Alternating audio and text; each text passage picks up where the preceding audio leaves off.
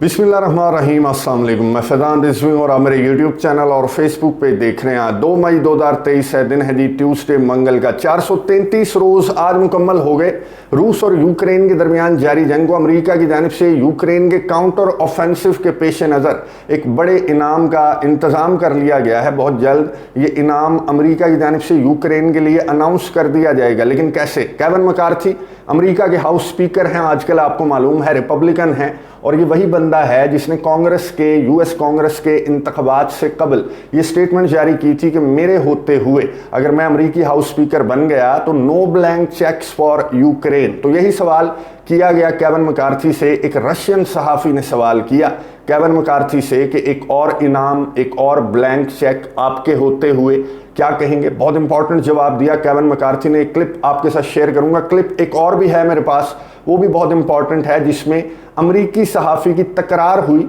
John किर्बी के साथ, जो कि व्हाइट हाउस के तर्जमान हैं, अमेरिका के तर्जमान हैं। अमेरिकी सहाफ़ी ने नेटो की एक्सपेंशन को लेकर, यूक्रेन जंग को लेकर जिस तरह की बातें की, सुनने से ताल्लुक़ रखता है। ये क्लिप भी आपके साथ शेयर करूंगा, बहुत इंपॉर्टेंट है। जॉन किर्बी आज तो छाए हुए हैं इंटरनेशनल मीडिया के ऊपर। जॉन किर्बी को लेकर बहुत ज़्यादा खबरें और उनके बयान के ऊपर बहुत ज़्यादा रद्द अमल सामने आ रहा है। क्रेमलिन का भी, क्रेमलिन के तर्जमान दिमित्री पेस्कोव का भी रिएक्शन सामने आया। स्टेटमेंट ही ऐसी है। यूक्रेन और रशिया जंग के अंदर कैजुअलिटीज़ को लेकर जो फिगर बताया उसको रिपोर्ट कर रहा है इंटरनेशनल मीडिया। आप में से भी बहुत सारे व्यूवर्स पूछ रहे थे कि कैजुअलिटीज़ इस जंग के दौरान जो हैं वो भी बताया करें, ओवरऑल भी और डेली बेसिस पर जो कैजुअलिटीज़ सामने आ रही हैं वो भी शेयर किया करें। मैं आपको बाद में बताऊंगा, पहले जॉन किर्बी से पूछ लेते हैं। जॉन किर्बी से एक एंकर ने सवाल किया एक इंटरव्यू के दौरान कि बराए मेहरबानी ये तो बता दें कि इस जंग के दौरान कैजुअलिटीज़ कितनी हुई हैं, कितने ज़ख्मी हुए हैं, कितने हलाक हुए हैं दोनों साइड्स पर, यूक्रेन की साइड पर भी, रशिया की साइड पर भी। तो जॉन किर्बी ने बड़े कॉन्फिडेंस के साथ जवाब दिया कि मैं ओवरऑल नहीं बताऊंगा, जब से जंग स्टार्ट हुई वो फिगर मैं आपको नहीं दूंगा, सिर्फ मैं आपको दिसंबर से अब तक की कैजुअलिटीज बता देता हूं। दिसंबर से अब तक जॉन किर्बी कहते हैं कि रशिया की 1 लाख कैजुअलिटीज व्हाइट हाउस को इंटेलिजेंस के थ्रू रिपोर्ट हुई हैं कि दिसंबर से अब तक, दिसंबर, जनवरी, फरवरी, मार्च, अप्रैल, यानी कि 5 महीनों का बताया जॉन किर्बी ने कि 1 लाख कैजुअलिटीज। और जॉन किर्बी ने कहा कि 20,000 मरे हैं, 80,000 जो हैं वो जख्मी हुए हैं। और इन 20,000 में से, और ये डॉनबास का बता रहे थे, पूरे यूक्रेन का नहीं। जॉन किर्बी ने इस इंटरव्यू के दौरान, ये क्लिप मेरे पास है, जॉन किर्बी ने कहा कि सिर्फ डॉनबास का मैं आपको बता रहा हूं कि डॉनबास के अंदर 1 लाख कैजुअलिटीज हुई हैं, 20,000 मरे हैं रूस के फौजी दिसंबर से लेकर अब तक, और 80,000 जख्मी हुए हैं। जॉन किर्बी ने कहा कि इन 20,000 में से आधे जो हैं वो वागनर के फौजी हैं। तो ये मैं आपको फिगर बता रहा हूं, बिल्कुल जो व्हाइट हाउस को इंटेलिजेंस के थ्रू मिला। अब क्रेमलिन के तर्जमान जॉन किर्बी ने कहा कि क्या मजाक कर रहे हो, किस तरह की स्टेटमेंट जारी की गई है जॉन किर्बी की जानिब से, हम बिल्कुल इसको मुस्तरद करते हैं। जिस तरह की कैजुअलिटीज़ जो हैं वो व्हाइट हाउस के तर्जमान की जानिब से बताई जा रही हैं। अब यूक्रेन के सदर व्लादिमीर ज़ेलेंस्की उल्टा नाराज़ हुए होंगे, क्योंकि यूक्रेन की जो डिफेंस मिनिस्ट्री है वो डेली 20,000 कैजुअलिटीज़ यूक्रेन की डिफेंस मिनिस्ट्री की जानिब से जारी की जाती हैं कि आज हमने 20,000 बंदा मार दिया। तो ये जॉन किर्बी की जानिब से तो खैर 5 महीनों का एस्टिमेट दिया गया कि 5 महीनों के अंदर 20,000 जो है वो रूसी फौजी मरा है, इंक्लूडिंग वागनर के जो फाइटर्स हैं उनके समेत। अब जो इंटरनेशनल मीडिया रिपोर्ट कर रहा है, जो कि पेंटागन लीक्स के अंदर जो फिगर सामने आया वो मैं आपको बता दूं कि 1,24,000 यूक्रेनी फौजियों की कैजुअलिटीज से लेकर 1,31,000, ये पेंटागन लीक्स के अंदर ये फिगर सामने आया कि इस जंग के दौरान ओवरऑल गुज़िश्ता साल फरवरी से लेकर अब तक जो हैं यूक्रेन की 1.25 लाख से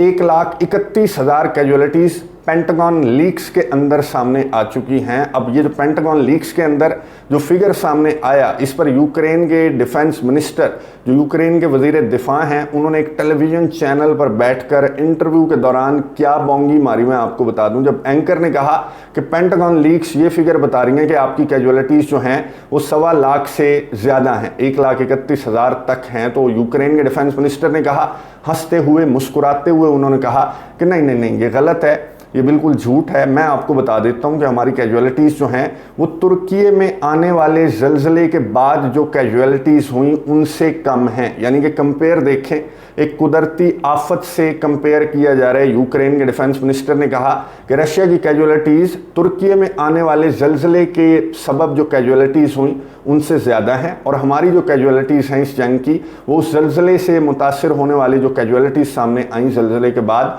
उससे हमारी कैजुअलिटीज़ कम है। बाद में यूक्रेन के डिफेंस मिनिस्टर को माजरत करना पड़ी थी। जिस तरह का जो सोशल मीडिया सार्फिन हैं तुर्की के, पूरी दुनिया के, उनकी जानिब से जिस तरह का रद्द-ए-अमल सामने आया इस बयान के ऊपर कि क्या आप कंपेयर कर रहे हैं कुदरती आफत से एक जंग की कैजुअलिटीज़ को आप कंपेयर कर रहे हैं, तो इस पर यूक्रेन के वज़ीर दिफा ने बहरहाल माजरत की थी। मैदान जंग का मैं आपको बता दूं, यूक्रेन की जानिब से अब काउंटर ऑफेंसिव, मैंने गुज़िश्ता वीडियो के अंदर आपको बताया कि यूक्रेन के ऑफिशियल ने कहा कि हमारा काउंटर ऑफेंसिव तो स्टार्ट हो चुका है। क्राइमिया हमले से हमारा काउंटर ऑफेंसिव स्टार्ट हो चुका है और वो ब्रियांस्क रीजन भी पहुंच चुका है। ब्रियांस्क रीजन में आज फिर से यूक्रेन का हमला रिपोर्ट हुआ। कैजुअलिटीज़ कोई नहीं हुई, लेकिन ये 3 रोज़ के अंदर यूक्रेन का तीसरा हमला था। एक ही रीजन, ब्रियांस्क रीजन, जो कि बॉर्डर करता है यूक्रेन को, बहुत इंपॉर्टेंट रीजन रशिया का है। यहाँ पर बहुत ज़्यादा जो सिविलियंस हैं, जो शहरी हैं रशिया के, जो ब्रियांस्क रीजन के अंदर रहते हैं, वहाँ पर काफ़ी अफरा तफरी है। यहाँ से काफ़ी इवैक्यूएशन भी देखी जा रही है, क्योंकि यूक्रेन के काउंटर ऑफेंसिव का जब से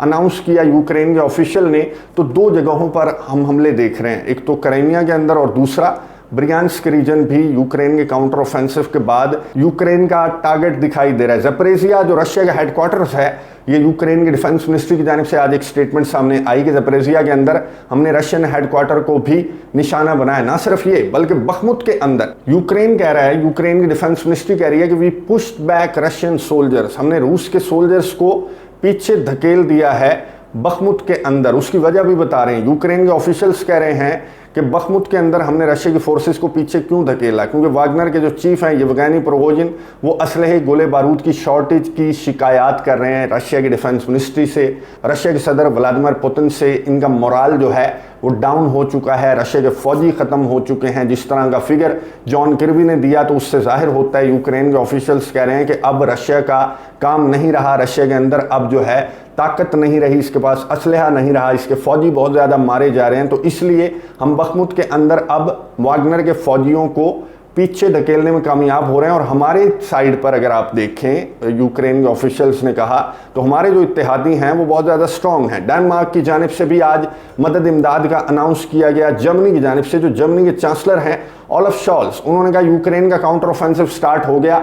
जर्मनी की जानिब से मजीद मदद इमदाद का ऐलान बहुत जल्द किया जाएगा। और मेक श्योर करें, जर्मनी के चांसलर ने कहा, ओलफ शॉल्स ने, कि मेक श्योर करें कि जर्मनी का जो असलहा यूक्रेन को हम प्रोवाइड कर रहे हैं वो रशिया की टेरिटरी के अंदर आप इस्तेमाल नहीं करेंगे। यानी कि कितनी अजीबो गरीब सी स्टेटमेंट, जिस पर क्रेमलिन के तर्जमान ने रद्द-ए-अमल का इजहार करते हुए कहा कि इससे कोई मेक श्योर नहीं कर सकता कि आपका जो असलहा, आप जो गोलियां, गोला बारूद आप प्रोवाइड कर रहे हैं, तो आप उनको किस तरह से मॉनिटर करेंगे, उनके ऊपर कैमरे लगाएंगे कि क्या ये रशिया के ब्रियांस्क रीजन को तो नहीं टारगेट कर रहे हमारे गोलों से, क्या ये रशियन टेरिटरी को तो नहीं टारगेट कर रहे। तो ये पॉसिबल नहीं है। क्रेमलिन के तर्जमान ने कहा कि जर्मनी के चांसलर ओलफ शॉल्स ने जो बोंगी मारी, ये पॉसिबल नहीं है कि आप किस तरह से मॉनिटर करेंगे अगर आप यूक्रेन को असलहा दे रहे हैं। ये बात तो कन्फर्म है कि आप रूस के खिलाफ ये असलहा जो है वो यूक्रेन को प्रोवाइड कर रहे हैं। अमेरिका की जानिब से जो जॉन किर्बी हैं, इनकी जानिब से ये अनाउंसमेंट सामने आई कि अमेरिका की जानिब से एक बड़ी मदद इमदाद का ऐलान, एक बड़े पैकेज का ऐलान बहुत जल्द कर दिया जाएगा। केविन मैकार्थी के होते हुए बड़े पैकेज का ऐलान व्हाइट हाउस के तर्जमान जॉन किर्बी कह रहे हैं कि हम एक बड़े पैकेज का ऐलान यूक्रेन के लिए जल्द कर देंगे। अब ये सवाल किया गया केविन मैकार्थी से। केविन मैकार्थी से जो सवाल करने वाला सहाफ़ी था वो रशियन था, वो रशियन लैंग्वेज बोल रहा था, फिर बीच में थोड़ी सी उसने अंग्रेजी भी बोली। और केविन मैकार्थी से क्या सवाल किया, केविन मैकार्थी ने क्या जवाब दिया, सुनिए, उसके बाद बात करते हैं। РИА Новости, Russia. We know that you don't support the current unlimited and uncontrolled supplies of weaponry and aid to Ukraine. So, can you comment, is it possible if in the near future the US policy regarding sending weaponry to Ukraine will change? Okay, I'm not sure. The sound here is not good. Did he say, I don't support aid to Ukraine? No, I vote for aid for Ukraine. I support aid for Ukraine. I do not support what your country has done to Ukraine. I do not support your killing of the children either. And I think for one standpoint, you should pull out. And I don't think it's right. And we will continue to support because the rest of the world sees it just as it is. गुफ्तगू आपने सुनी। Kevin McCarthy अमेरिकी house speaker Republican हैं ये, जिन्होंने कहा था कि यूक्रेन के लिए कोई ब्लैंक चेक्स नहीं होंगे मेरे स्पीकर बनने के बाद। अब रशियन सहाफ़ी को देखकर या उसकी आवाज़ सुनकर या रशियन लैंग्वेज सुनकर केविन मैकार्थी को गुस्सा आ गया। केविन मैकार्थी ने कहा कि नहीं, ऐसा नहीं है, मैं बिल्कुल सपोर्ट करता हूं, यूक्रेन की मदद को सपोर्ट करता हूं, यूक्रेन को असलहा गोला बारूद अमेरिका की जानिब से प्रोवाइड किया जाता रहेगा तब तक जब तक रशिया बच्चों और औरतों को मारना बंद नहीं करता, जब तक रशिया यूक्रेन से अपनी फौजें बाहर नहीं निकालता। इस तरह का जो लेक्चर है वो केविन मैकार्थी की जानिब से दिया गया। कहां पर खड़े हुए थे केविन मैकार्थी? केविन मैकार्थी खड़े हुए थे इजराइल के अंदर खड़े होकर लेक्चर दे रहे हैं केविन मैकार्थी कि औरतों और बच्चों को मारना बंद करेगा जब रशिया, तब हम अमेरिका जो है वो मदद इमदाद यूक्रेन की बंद करेगा। बातें कर रहे हैं इजराइल के अंदर खड़े होकर, इजराइल के अंदर। और आज के दिन, आज इजराइल के अंदर क्या हुआ? खिजर अदनान नामी जो मुसलमान लीडर था, उसने 86 दिन ये शख्स भूख हड़ताल पर रहा इजराइल की जेल के अंदर, और वहां पर ये शख्स जो है खिजर अदनान ये शहीद हो गया। जिसके बाद अब गजा की जानिब से हमले भी किए जा रहे हैं इजराइल के ऊपर। 4 रॉकेट फायर किए गए हैं गजा की जानिब से सिर्फ खिजर अदनान की शहादत के रद्द अमल में, कि इजरायली फोर्सेस कह रही हैं कि हम गए जेल में, हमने देखा तो खिजर अदनान जो है वो मर चुका था। और ये जो केविन मैकार्थी हैं ये इसी दहशतगर्द IDF जो इजरायली डिफेंस फोर्स है उसके अहलकारों से यहाँ पर मुलाकात करेंगे। आए हुए क्यों हैं इजराइल? ये इजराइल आए हुए हैं क्योंकि 75वां एनिवर्सरी का दिन मनाएगा इजराइल जो है दहशतगर्द स्टेट। 75वीं एनिवर्सरी सेलिब्रेट करने वाली है 14 मई को, इसी महीने के अंदर। तो मुबारकबादें भी दे रहे हैं ये जो केविन मैकार्थी है, और यहाँ पर जाकर इजराइल के साथ जो हैं वो पिंगे भी बढ़ा रहे हैं और इजराइल को कह रहे हैं कि you have right to self defence. Israel को राइट टू सेल्फ डिफेंस है क्योंकि फ़लस्तीनी दहशतगर्दों की जानिब से अमेरिका कहता है, हमास की जानिब से, फ़लस्तीनी दहशतगर्दों की जानिब से इजराइल को बहुत ज़्यादा थ्रेट्स हैं, इसलिए इजराइल को राइट टू सेल्फ डिफेंस है। और इसलिए अमेरिका इजराइल के पास आता है, इसको झप्पियाँ डालता है, इसके साथ जो है वो पिंगे बढ़ाता है। और दूसरी जानिब अगर आप देखें तो अमेरिका कहता है कि रशिया को राइट टू सेल्फ डिफेंस नहीं है, रशिया को कोई थ्रेट का सामना नहीं करना पड़ रहा नेटो से, ना ही यूक्रेन से, ना ही नेटो यूक्रेन की तैयारियां करवा रहा है रशिया को वीक और आइसोलेट करने के लिए। वहां पर रशिया एग्रेसर है और यूक्रेन मासूम है, इसलिए ये यूक्रेन को मदद इमदाद प्रोवाइड कर रहे हैं। कैसी अजीब बात है। और ये सवाल किया अमेरिका के एक सहाफ़ी हैं मैट ली, बहुत प्रोमिनेंट सहाफ़ी हैं, बहुत सीनियर सहाफ़ी हैं और इसी तरह के बोल्ड सवालात करते हैं। जॉन किर्बी को इन्होंने पकड़ लिया। जॉन किर्बी बात कर रहे थे कि रशिया जो है वो थ्रेट है, ना सिर्फ यूक्रेन के लिए बल्कि पूरे यूरोप के लिए थ्रेट है। रशिया अपनी फोर्सेस को नेटो के बॉर्डर पर मूव कर रहा है फिनलैंड के करीब। अब ये फिनलैंड की जो एक्सेशन हुई थी, फिनलैंड जब नेटो का मेंबर बना था, ये तब की गुफ्तगू है। मैट ली ने, इस अमरीकी सहाफ़ी ने जॉन किर्बी को किस तरह से आड़े हाथों लिया, ये आपने गुफ्तगू मिस नहीं करनी है। गुफ्तगू सुनिए, उसके बाद बात करते हैं। To look at this and say the reason that the Russian army is on NATO, the Russian army is at NATO's doorstep is because NATO has expanded rather than the Russians expanding? That, in other words, NATO has moved closer to Russia rather than Russia moving closer to NATO? Is that not an accurate way to look at this? I think that's the way President Putin probably looks at it. It's certainly not the way that we look at it. You don't think that NATO has expanded eastward toward Russia? NATO has expanded, Okay. and the expansion has been a good thing for. So the reason that the Russian army is at NATO's doorstep is not the fault of the Russian army, it's not the Russian army that's done it. It's NATO has moved closer to moved I'm pretty east. sure it wasn't NATO who was ordering, upwards of 15 battalion tactical groups to within 10 kilometers of the border with Ukraine, and I'm pretty sure it wasn't NATO who put little green men inside Ukraine to destabilize eastern I'm cities. pretty sure that Ukraine is not a member of NATO. So unless that's changed, It's not Okay. changed, but I'm So, pretty sure the movement by Russia is has Russia's NATO decision. if NATO has moved east, the reason that the Russian army is closer or on NATO's doorstep is because NATO moved, not NATO because is not an anti-Russia alliance. NATO is a security alliance.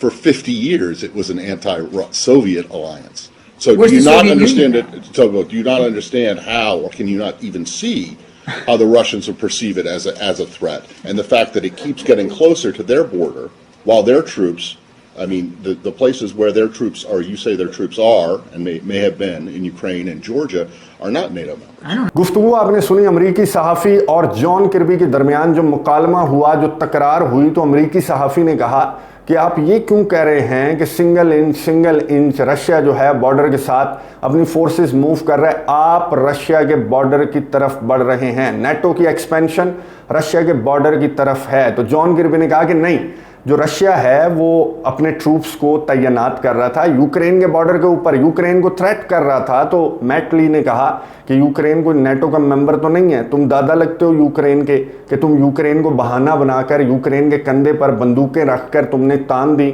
Russia के ऊपर। Russia का concern तो बिल्कुल ठीक है, तुम अपनी फौजें, तुम नेटो के इस अलायंस को रशिया के ऊपर चढ़ा रहे हो, इसलिए रशिया अपने आप को डिफेंड करने के लिए अपनी फौजों को नेटो की टेरिटरी के बॉर्डर्स के करीब लेकर आ रहा है। यहां पर जॉन किर्बी के पास कोई जवाब नहीं था। मैट ली की इस गुफ्तगू का जॉन किर्बी के पास कोई जवाब नहीं था। ये रूस के सदर व्लादिमीर पुतिन हैं, मैं आपको बता दूं, जिन्होंने पूरी दुनिया को रूस के सदर व्लादिमीर पुतिन का ही ये जिगरा है कि उन्होंने अमेरिका और इसके पूरे अलायंस को, जो कि बहुत ज़्यादा स्ट्रांग है, इसके अंदर 31 ममालिक अब हो चुके हैं नेटो के अलायंस के अंदर, और ये बहुत ज़्यादा स्ट्रांग है। अमेरिका बहुत बड़ी पावर है, पूरी दुनिया की सबसे बड़ी मिलिट्री पावर अमेरिका है, और इसके जो इत्तेहादी हैं, जो पिट्ठू हैं, जो इस अलायंस के मेंबर हैं, वो भी कोई छोटे मोटे मुल्क नहीं है। और ये कोई छोटे मोटे बंदे का काम नहीं था कि वो इस अलायंस को टक्कर दे सकता है। रूस के सदर व्लादिमीर पुतिन ही हैं जिन्होंने इस अलायंस को टक्कर दी और पूरी दुनिया को बताया अमेरिका की दोगली पॉलिसी का, जो कि केविन मैकार्थी की ज़बान से मैंने आपको सुनवा दी। और अब रशिया की इस जंग में 1 साल से ज़्यादा हो गया, रशिया इस जंग को लेकर चल रहा है। रशिया चाहे तो रशिया के पास इतने बड़े बड़े हथियार हैं, इतनी ज़्यादा ताकत रशिया के पास है कि रशिया 1 हफ्ते के अंदर ये जंग जीत भी सकता था। लेकिन अगर 1 हफ्ते के अंदर रशिया ये जंग जीत जाता तो ये जो ब्लॉक आपको नज़र आ रहा है, जिसमें चाइना भी है, रशिया भी है, ईरान भी है, नॉर्थ कोरिया भी है, सऊदी अरब, गल्फ कंट्रीज भी अब आ चुके हैं, और जो कंट्रीज इंक्लूडिंग पाकिस्तान जो न्यूट्रल स्टेटस अपनाए हुए हैं वो भी इसी ब्लॉक के साथ हैं, चाइना और रशिया ब्लॉक के साथ हैं। और ये रिजल्ट्स ना नजर आते अगर रूस के सदर व्लादिमीर पुतिन इस स्ट्रेटजी के साथ ना चलते, इस जंग को लेकर के स्लोली चलना है ताकि पूरी दुनिया को अमेरिका का और इसके इत्तेहादियों का दोगला चेहरा भी हम दिखा दें। और ये जो अमेरिका की सुपर पावर है सो कॉल्ड, ये जो अमेरिका समझता है कि पूरी दुनिया के ऊपर मैं बिला शिरकत गैर हुकूमत करता रहूँगा क्योंकि मेरे पास ऐसे ऐसे इत्तेहादी हैं जो कि इत्तेहादी कम और गुलाम ज़्यादा हैं। यूक्रेन के सदर व्लादिमीर ज़ेलेंस्की, यूरोपियन कंट्रीज़ जो हैं उन समेत ये इत्तेहादी कम और गुलाम ज़्यादा हैं। और रशिया के सदर व्लादिमीर पुतिन कहते हैं कि हमारा पास्ट है, हमारा ग्लोरियस पास्ट है, हमारी हिस्ट्री है, हम यूरोपियन कंट्रीज़ जैसे नहीं हैं कि अमेरिका के आगे झुकते रहेंगे। और लाइक माइंडेड कंट्रीज़ जो हैं, जो सॉवरन कंट्रीज़ हैं, जो किसी की गुलामी बर्दाश्त नहीं करते, सफ़ में आकर खड़े होते हुए नज़र आ रहे हैं। मैंने एक वीडियो के अंदर पाकिस्तान का भी जिक्र किया बहुत डिटेल के साथ, अगर वो वीडियो आपने नहीं देखी तो मैं एंड स्क्रीन के ऊपर दे दूंगा, जिसमें पेंटागन लीक्स के थ्रू सामने आया कि पाकिस्तान के जो वज़ीर आज़म शहबाज शरीफ हैं या फिर वज़ीर मुमलिकत बराए खारजा हिना रबानी खर साहिबा हैं, वो इन ब्लॉक्स को लेकर या फिर यूक्रेन की जंग को लेकर किस तरह की बातें कर रहे थे, तो वो भी पेंटागन लीक्स के अंदर सामने आ गया। बहुत बड़ा झटका, बहुत बड़ा सरप्राइज़ अमेरिका के लिए, क्योंकि अब जो ममालिक अमेरिकी ब्लॉक के अंदर थे भी, वो इस 1 साल के रिजल्ट्स देखने के बाद अब अपना ब्लॉक जो है वो चेंज करने का सोच रहे हैं या फिर चेंज करते हुए नज़र आ रहे हैं। इस मौके पर जो बातचीत की कोशिशें शुरू की गई थी पॉप फ्रांसिस की जानिब से, गुज़िश्ता वीडियो के अंदर मैंने आपको बताया कि पॉप फ्रांसिस की एक स्टेटमेंट सामने आई थी कि मैं बातचीत की चोरी छुपे खुफिया तौर पर कोशिशें कर रहा हूं। तो क्रेमलिन के तर्जमान दिमित्री पेस्कोव ने कहा कि मुझे इस तरह की बातचीत की कोशिशों का रशिया को कोई इल्म नहीं है, और इस तरह की ढकी छुपी जो बातचीत की कोशिशें हैं वो किसी तौर कामयाब नहीं होती जब तक तमाम पार्टियों को इस तरह की कोशिशों के अंदर शामिल ना किया जाए या फिर कॉन्फिडेंस में ना लिया जाए। वही बात जो गुज़िश्ता वीडियो के अंदर हम कर रहे थे कि बातचीत की कोई कोशिश फ़िलहाल तो कामयाब होती हुई नज़र नहीं आ रही। फ़िलहाल जो नज़र आ रहा है वो यही है कि ये जंग बढ़ेगी और बहुत ज़्यादा भी बढ़ सकती है। नज़र रखेंगे, आपको अपडेट्स देता रहूँगा। अगली वीडियो तक के लिए इजाज़त दीजिए। अल्लाह हाफ़िज़।